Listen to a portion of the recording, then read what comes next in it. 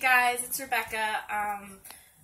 I'm just really excited to be applying again for the Haiti trip because I feel like the Lord has been doing so much in my life, and I have so much growth that I want to do, and I feel like I'm not the same person I was a year ago when I applied, and but I can't wait to tell you guys about it if I get accepted, and just do a lot of things that the Lord has called us to do.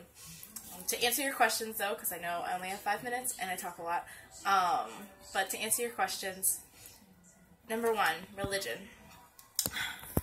From day one, the Lord has really been pounding it in my head that it's not about religion as much as a relationship with Him and like studying the Bible and understanding Him. Short little testimony was that I was born and raised Catholic, and then when I got to college, the Lord made me step out into a non-denominational church, and now actually I'm dating someone who is a pastor's kid, and I'm getting to understand the ministry of a non-denominational church in a whole different realm and a whole different culture. And I've kind of hopped from different churches, but all throughout that, like, the Lord has grown me, and I still go to all three of them because it's not as much religion, but it's so important for me to like study the Word and really understand the Word. Now, how am I implementing that into the trip? I really just want to continue to learn. I love new cultures. I love like seeing how people worship the Lord. That is like the most insane thing to me. And when I went last year, it was so incredible to see that like throughout everything, no matter what, they were worshiping.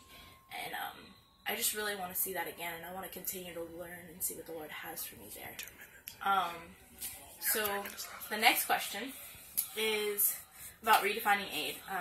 You guys blew my mind when you taught me about redefining aid last trip, and I really have been putting that into practice at the homeless shelter that I work at, because there's a lot about sustainability, and we're just trying, to house people, but I'm also thinking now, how do I teach them how to really find ways to find jobs and food and things to make them to be able to stay in housing. And a lot of times that's not me giving them the resources and the money. It's really every single day I'm teaching them things that I understand and know. And I think that's so cool to be able to take that to a whole nother country, and to continue to learn and grow that. I'm so curious on so many things about redefining aid, and I just want to continue to learn. The last question is just about a time that made me feel uncomfortable and how I handled it. I would just say my new promotion at the job. I recently got promoted to a housing specialist, so if they're homeless in the shelter, they're coming to me every week to find housing and jobs, whatever they need to be sustainable and get out of the shelter.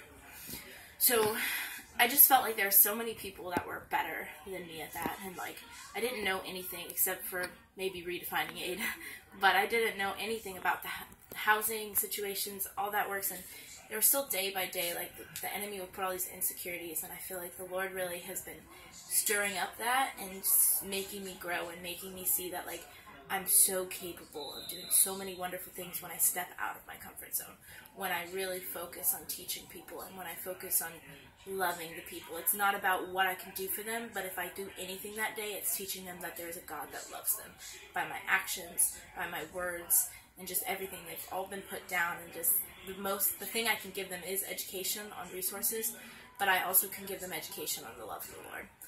So I really hope you guys find this video awesome, and I really would love to go on a trip.